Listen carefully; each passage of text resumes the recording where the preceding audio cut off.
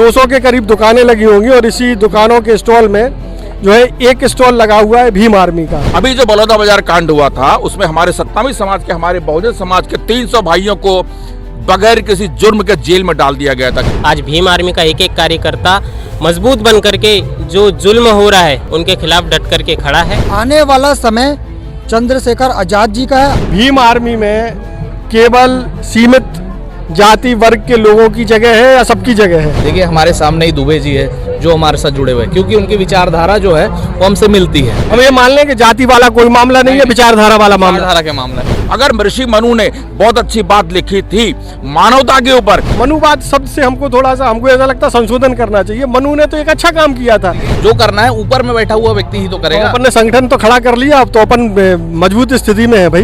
बाबा साहब ने जब संविधान लिखा था तो बाबा साहब ने एक बात कही थी। मनु ने ये नहीं लिखा कि ऐसा होना चाहिए। अच्छा। मनु ने जो देखा सो वो लिख दिया। तो अगर उन्होंने मनुस्मृति पढ़ी है और जलाई है तो जाहिर तौर पे उसमें कुछ तो ऐसी बात उन्होंने है। व्यवस्था जलाई, उस व्यवस्था को जलाया कि ऐसी व्यवस्था थी जिसका हम विरोध करते हैं। भीष्म जो है क्षत्रिय कहलाए और व्यास जी जो है वो ब्राह्मण कहलाए। क्यों? क्योंकि वो ऋषि का काम करते थे। मतलब एक ही परिवार में दो जातियां। देश किसी की बपौती नहीं है। ये देश चलेगा तो केवल और केवल बाबा साहब के संविधान से चलेगा। ये बताइए कि बाबा साहब जो है उनकी पत्नी कौन सी बिरादरी की थी? इंसान इंसान पे जहाँ पे भेद है उस ग्रंथ का नाम वेद है, और इंसान इंसान जहाँ एक समान है उस ग्रंथ का नाम मेरे बाबा साहब का संविधान है। स्पर्श multi speciality hospital full time विशेषज्ञों की देखरेख में पैथोलॉजी और डायग्नोस्टिक की बेस्ट इन क्लास सुविधा, साथ ही दे रहा है न्यूनतम दर पर हेल्थ पैकेज की सुविधा। स्पर्श मल्टी स्पेशलिटी हॉस्पिटल, एक एहसास अपनेपन का। नमस्कार, मैं हूं मयंक चतुर्वेदी और आप देख रहे हैं तीरंदाज। आज जो है छत्तीसगढ़ के भिलाई शहर का जो कोसा नाला इलाका है उस वहाँ एक बहुत बड़ा प्रांगण है जो कि बुद्ध भूमि कहलाता है, और इस बुद्ध भूमि में 2 दिवसीय संविधान मेले का आयोजन और संविधान दिवस का आयोजन हो रहा है और भीम मेले का भी बड़ा आयोजन किया गया है। यहाँ करीब 200 के करीब दुकानें लगी होंगी और इसी दुकानों के स्टॉल में जो है एक स्टॉल लगा हुआ है भीम आर्मी का। भीम आर्मी ने यहाँ क्यों स्टॉल लगाया, क्या उनका मंतव्य है और क्या क्या योजना है, उन्हीं से पूछ लेते हैं। हमारे साथ हैं भीम आर्मी से जुड़े हुए मेसराम जी। मेसराम जी, स्टॉल क्यों लगा हुआ है? आपके चैनल के माध्यम से मैं आपके समस्त देशवासियों को, समस्त दर्शकों को आज 26 नवंबर की संविधान दिवस की कोटि कोटि बधाइयाँ और अनंत शुभकामनाएं प्रेषित करता हूँ। मैं सुभाष चंद्र मेश्राम, भीम आर्मी का सदस्य। हम लोग ये जो संविधान मेला है साथियों, पिछले 40 वर्षों से यहाँ पर निरंतर लगाया जा रहा है और भीम आर्मी पिछले वर्ष 2024 से यहाँ पर अपना स्टॉल लगा रही है। हम लोगों ने ये सोचा कि जब हमारा शेर बब्बर शेर सदन में 136 सांसदों के होते हुए, जो कि बहुजन समाज के है रहते हुए, और उनके सब में मुंह में ताले लगे हुए हैं, लेकिन केवल एक और एक चंद्रशेखर आजाद जी, एडवोकेट चंद्रशेखर आजाद जी, हम बहुजनों की आवाज़ को बड़ी प्रमुखता से सदन में उठाते हैं। तो जब वो हमारे लिए दिल्ली में काम कर रहे हैं तो हम हमारी भीम आर्मी की पूरी टीम, हमारे यंगर सभी साथीगण, हमारे साथ बच्चियां भी हैं, महिलाएं भी हैं, सभी लोग मिल करके हम एक टीम भावना के तहत काम करते हैं। और हम लोग दुर्ग जिले में भीम आर्मी को लोग जाने, इसका प्रचार प्रसार हो, जन जन तक हमारे भीम आर्मी का संदेश पहुंचे, क्योंकि भीम आर्मी टोटल बाबा साहब की आइडियोलॉजी को मान के काम करती है और देश के संविधान के तहत ही हर काम संवैधानिक तरीके से हम अपना काम करते हैं। कि इस देश में गवर्नमेंट ऑफ इंडिया, जो कि डेमोक्रेटिक कंट्री कहलाती है, भारत देश सबसे बड़ा डेमोक्रेटिक कंट्री देश है, और प्रजातांत्रिक देश होने के नाते यहाँ पर जो सरकार है, केंद्र की सरकार और यहाँ की राज्य की सरकार, उनके मौजूद रहते हुए आज हम बहुजनों पे जो आए दिन अत्याचार हो रहा है, हमारी बहन बेटियों पे, हमारे साथी भाइयों पे, युवाओं पे, बुजुर्गों पे जो अत्याचार हो रहा है, कई अमानवीय घटना, मुझे तो उसको कहने में शर्म आती है कि कोई एक विचित्र वर्ग का व्यक्ति, घटिया व्यक्ति हमारे ऊपर में मूत्र त्याग कर देता है और इतना बदनाम किया जाता है जिसे हमें बयान करने में शर्म आती है। इसके बावजूद भी हम लोग डटे हुए हैं और हम ये चाहते हैं कि सबसे पहले ये देश किसी की बपौती नहीं है। ये देश चलेगा तो केवल और केवल बाबा साहब के संविधान से चलेगा, और उसी कारण भारत देश को डेमोक्रेटिक कंट्री कहा जाता है। तो जब इस देश में बाबा साहब के संविधान ने सबको बराबर का दर्जा दिया, सारे धर्म इक्वल हैं, न कोई धर्म ऊंचा न कोई धर्म नीचा है, तो फिर क्यों किसी धर्म के लोग दूसरे धर्म के ऊपर में आए दिन आक्रमण करते हैं? कभी मुस्लिमों को टारगेट किया जाता है, कभी क्रिश्चियन को टारगेट किया जाता है, तो क्या आने वाले समय में हम बौद्धों को टारगेट किया जाएगा? हाँ, ये हो रहा है, क्योंकि इतिहास गवाह है कि जो लॉर्ड बुद्धा का जो टेम्पल है बोध गया में, वहाँ पर अवैध बहुजनों के हमारे इस पे हक मार करके उस मंदिर के ऊपर में मनुवादियों ने कब्जा करके रखा है विगत 145 वर्षों से, उसकी भी लड़ाई हमारी चल रही है। और दूसरी बात, अभी जो बलौदाबाजार कांड हुआ था उसमें हमारे सत्तावी समाज के, हमारे बहुजन समाज के 300 भाइयों को बगैर किसी जुर्म के जेल में डाल दिया गया था। केवल और केवल हमारा बब्बर शेर यानी कि चंद्रशेखर आजाद जी दिल्ली से आवाज उठाए हैं और सदन में बाकायदा उन्होंने तख्ती लगाई है कि छत्तीसगढ़ की सरकार, बीजेपी सरकार, हम सतनामियों पे अत्याचार करना बंद करने।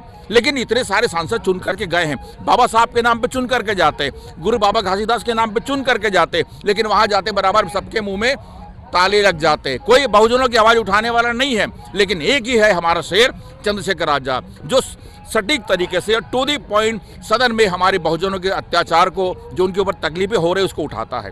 तो उत्तर प्रदेश की पूर्व मुख्यमंत्री मायावती जी भी तो कुछ ऐसा ही कर रही थी, उनका तो बड़ा बिल्कुल सही बात है। उत्तर प्रदेश की मुख्यमंत्री मायावती जी कर रही थी, उन्होंने बाकायदा 3 बार सरकार बनाई है और उन्होंने वहां पे अपनी सरकार के कार्यकाल में बहुजनों के लिए जो काम किए हैं, मैं समझता हूं कि शायद किसी अन्य राज्य के मुख्यमंत्रियों ने नहीं किए होंगे। लेकिन हमारी बहन मायावती आज एक उम्र दराज हो चुकी है, शरीर उनका उतना साथ नहीं दे पा रहा है, तो वो थोड़ी सी अभी एक तरह से यूं कहे कि हम आराम कर रही हैं। तो हमारे चंद्रशेखर आजाद जी बहुजन समाज के सबसे यंग और एनर्जेटिक व्यक्ति हैं और खुद भी एक लॉयर हैं, तो किसी भी बात को संवैधानिक तरीके से कहते हैं और टू दी पॉइंट बात करते हैं। तो आज की डेट में सबसे हॉट टॉपिक अगर कोई है, मैं समझता हूं तो भीम आर्मी का हमारा बब्बर शेर चंद्रशेखर आजाद। अच्छा, मायावती जी ने अभी पिछले दिनों कहा था कि चंद्रशेखर आजाद जो है बहुजन समाज को बांटने का काम कर रहे हैं। जी नहीं, ये गलत बात है। बहुजन समाज को बांटने का काम नहीं कर रहे हैं चंद्रशेखर आजाद जी, बहुजन समाज को एकजुट करने का काम कर रहे हैं, चाहे वो युवा हो, वृद्ध हो, यंगस्टर हो, हमारे महिलाएं हो, बच्चे, सबको।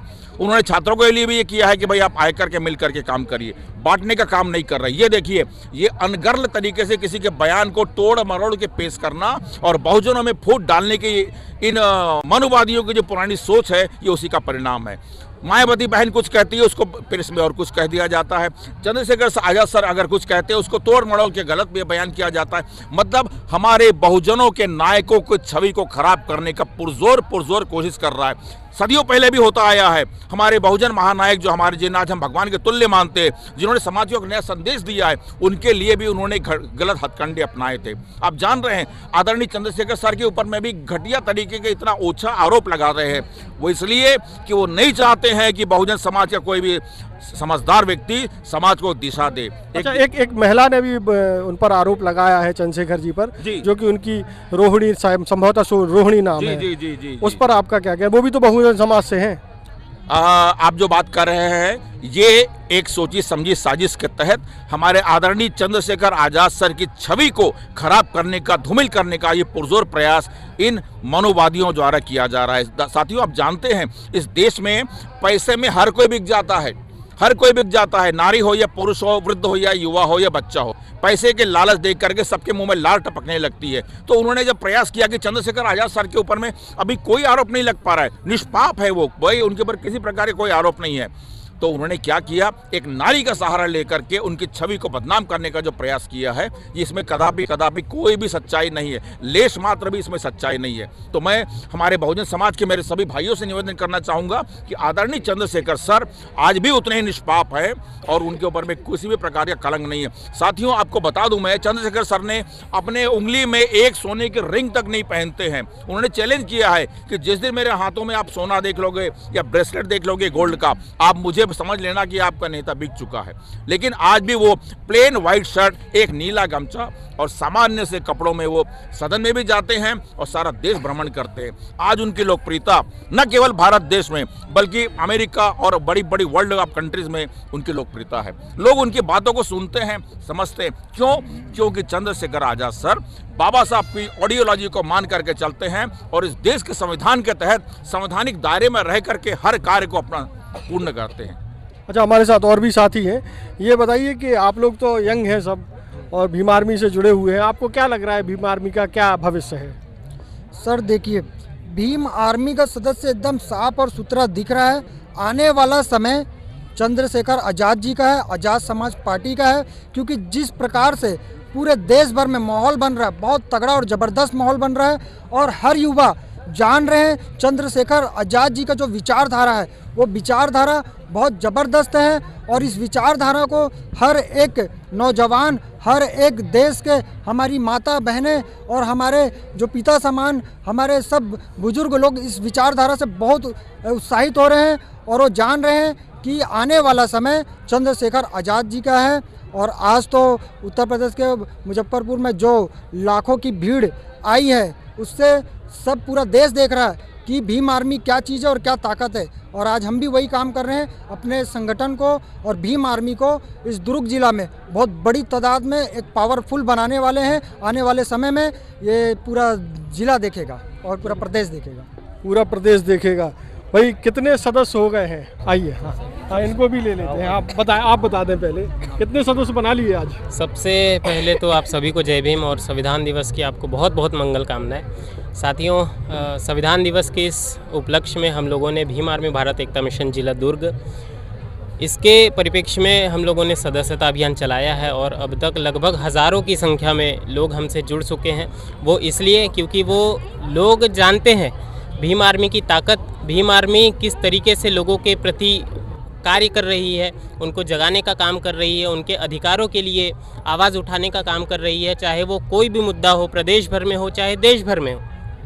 आज भीम आर्मी का एक एक कार्यकर्ता मजबूत बन करके जो जुल्म हो रहा है, जो जुल्म करने वाले लोग हैं उनके खिलाफ डट करके खड़ा है।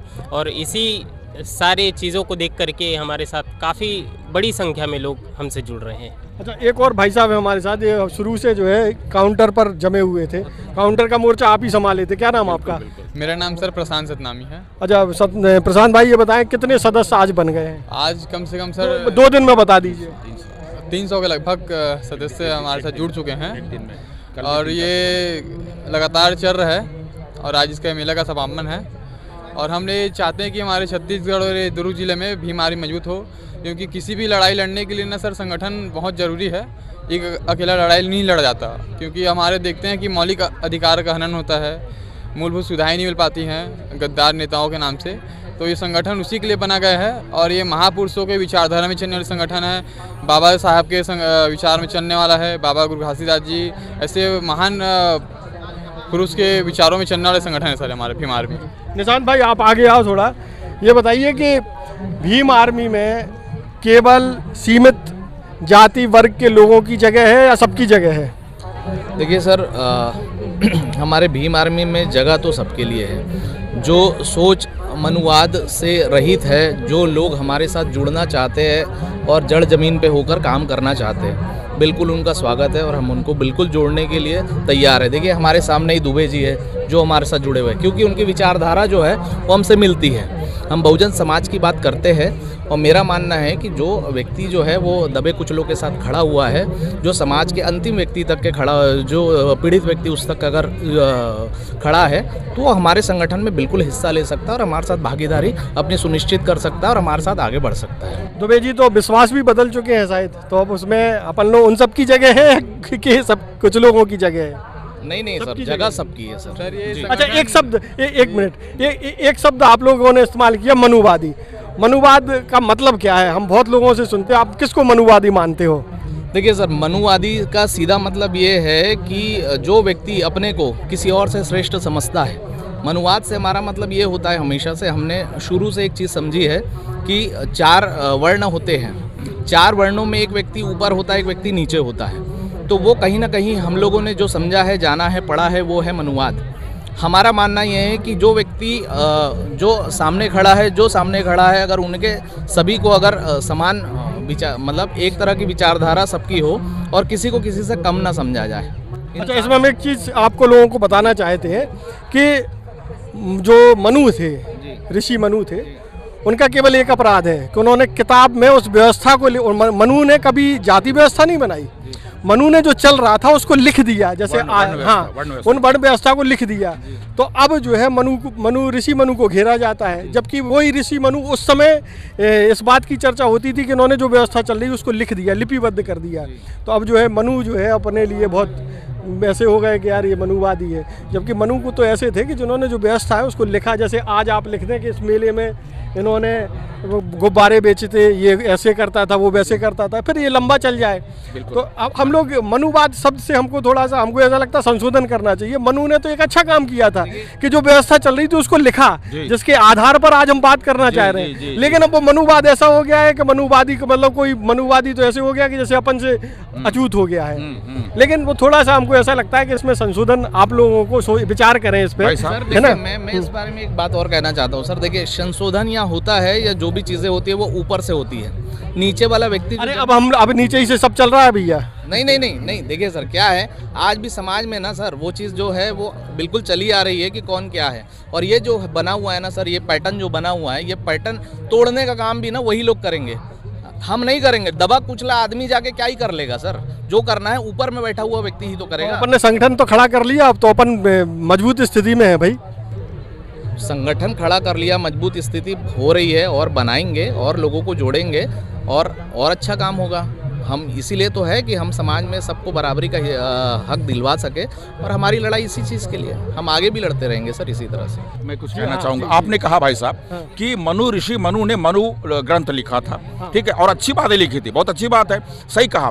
देखिए, बाबा साहब ने जब संविधान लिखा था तो बाबा साहब ने एक बात कही थी, मेरा लिखा हुआ संविधान कितना भी अच्छा क्यों न हो, अगर उसको फॉलो करने वाले, उसको चलाने वाले अगर गलत लोग हैं तो ये संविधान गलत साबित हो जाएगा। लेकिन संविधान कितना गलत हो, अगर उसको फॉलो करने वाले, चलाने वाले अगर अच्छे लोग हैं, वो अच्छा बुरा संविधान भी अच्छा साबित होगा। आपकी बात को मैं ले रहा हूँ। अगर ऋषि मनु ने बहुत अच्छी बात लिखी थी मानवता के ऊपर, इंसानियत के ऊपर में, लेकिन उसको फॉलो करने वाले कितने वर्ष हो गए उनको लिखे हुए, फॉलो ही करने वाले, फॉलो ही करने वाले, उनको मानने वाले, मतलब उनको फॉलो करने वाले। तो उन्होंने क्या लिखा था कि स्त्री पर अत्याचार किया जाए, मानव को दुश्मन बनाया जाए। इंसान एक मिनट, मेरी बात कंप्लीट होने दीजिए। तो मेरा तात्पर्य है, अगर मनु ने अच्छी बात लिखी अपने ग्रंथ में, लेकिन उसके फॉलोवर जो हैं, उसको फॉलो करने वाले उसको अगर गलत तरीके से पेश कर रहे हैं, इतना ही विवाद। मैं इसमें दो लाइन कहना चाहूंगा, अपनी बात फिनिश करना चाहूंगा कि इंसान पे जहाँ पे भेद है उस ग्रंथ का नाम वेद है, और इंसान जहाँ एक समान है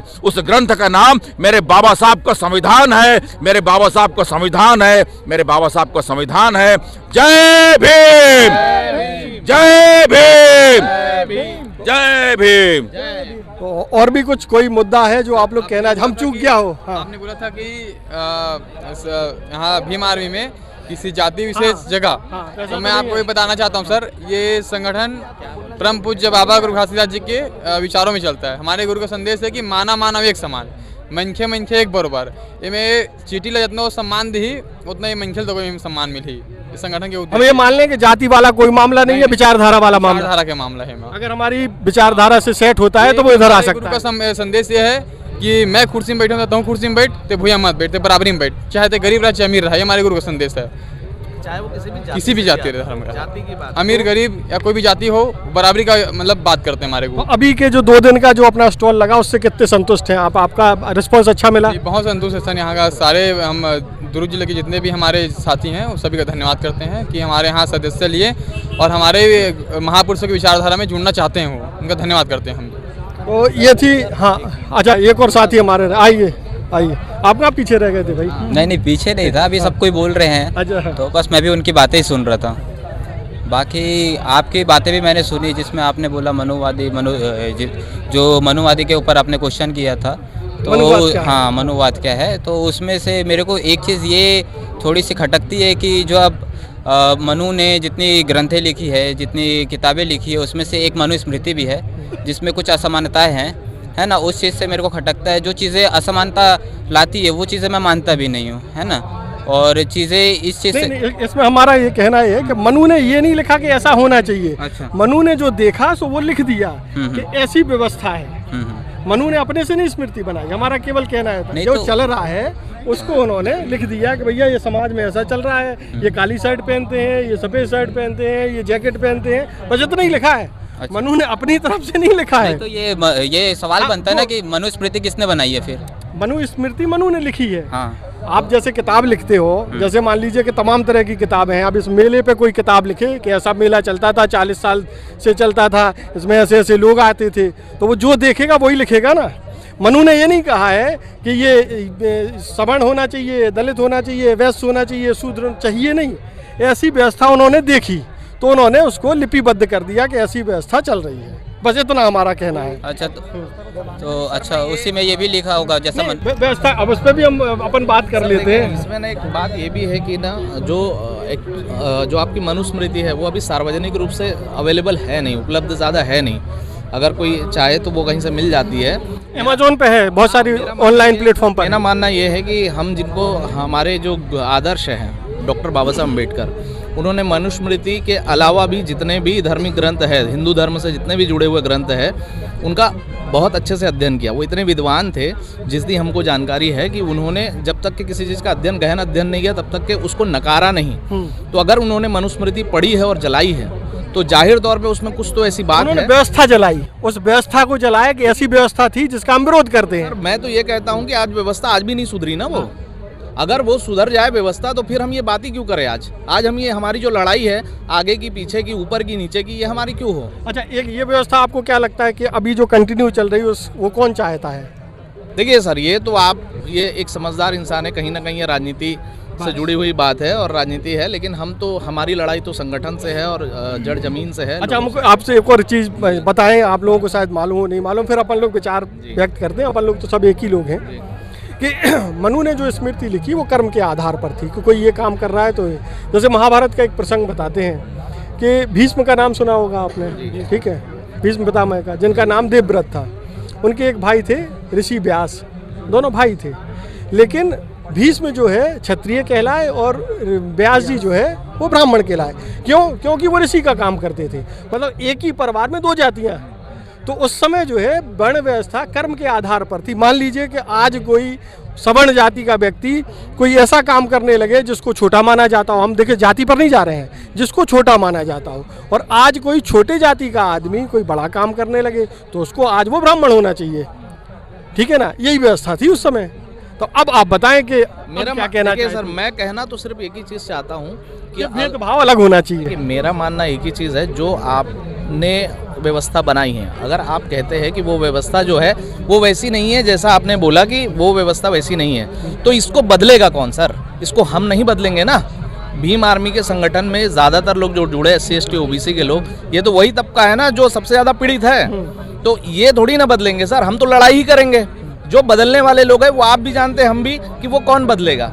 और तभी ये जो हम लोगों में जो भाईचारा है, ये जो हम लोगों में ये जो बीच में आने वाली जितनी भी परेशानियां हैं या फिर जो भी अड़चने हैं, ये दूर होगी, तभी ना हम लोगों में समानता आएगी सर। अच्छा, एक चीज़ और, मध्य प्रदेश में IAS हैं वर्मा जी, उन्होंने पिछले दिनों एक टिप्पणी की है। थोड़ा सा मैं देख नहीं पाया। नहीं देख पाया, किसने सुना है?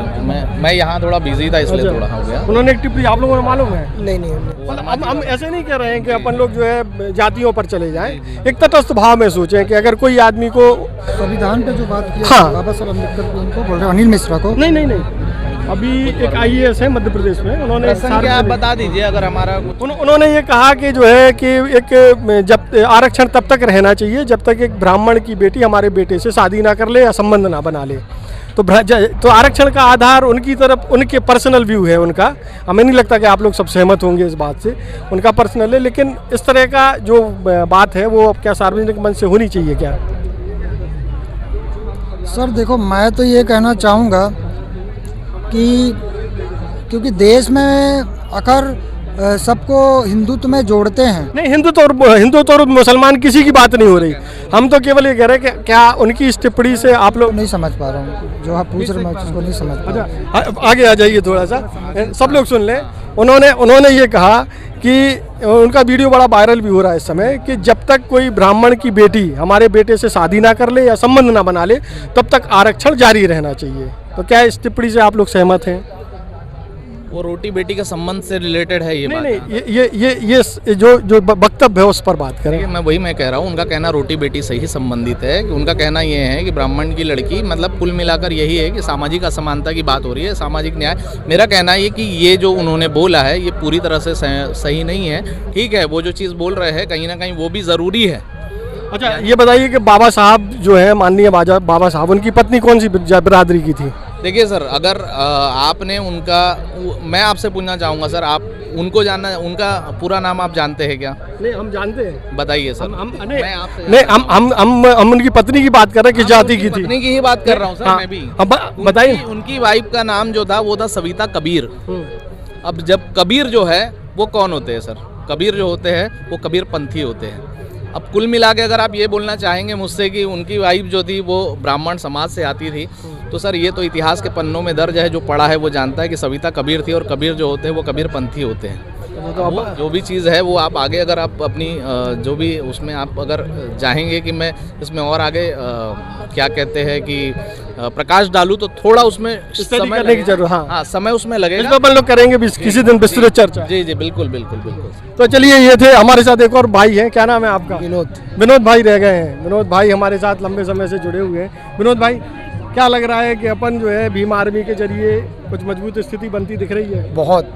भीम आर्मी अगर आज देखेंगे, एक बच्चा भी भीम आर्मी का जो है छोटा छोटा रील्स को देखता है, और चंद्रशेखर भाई जो है हमारे, उनको लोग जानते हैं, और कहीं ना कहीं वो एसटी मतलब नीचे वर्ग के लोगों को उठा भी रहे हैं, और इसीलिए हम लोग बहुत सारे लोग जुड़ रहे हैं। हमको अच्छा लग रहा है कोई तो है जो दबे और कुचले हुए लोगों की आवाज़ को बन के सामने आए हैं और बहुत अच्छा काम कर रहे हैं। I proud, spiritually proud. तो ये थे जो है भीम आर्मी के से जुड़े हुए लोग, बड़ी सक्रियता से काम कर रहे हैं हमारे भाई लोग। और आप छोटू भाई एक बार दिखा दीजिए, बहुत सारे लोग आ भी रहे हैं और जुड़ रहे हैं भीम आर्मी से। तो आने वाले समय में हो सकता है कि भीम आर्मी एक मजबूत स्थिति में छत्तीसगढ़ में दिखाई दे। तो भीम आर्मी की सक्रियता आपने देख ली है, और अब आप जो है तीरंदाज से जरूर जुड़े रहिए। तीरंदाज को सब्सक्राइब करना बिल्कुल ना भूलें, बेल आइकन को जरूर प्रेस कर लें, और अगर आप हमारे इस वीडियो को हमारे फेसबुक पेज पर देख रहे हैं तो उसको भी फॉलो कर लें। नमस्कार। खुश है तो फिर खुशी मना ले, छोटा बड़ा केक मंगा ले, संगम में मिलता है बढ़िया केक, संगम में मिलता है बढ़िया केक। तीरंदाज।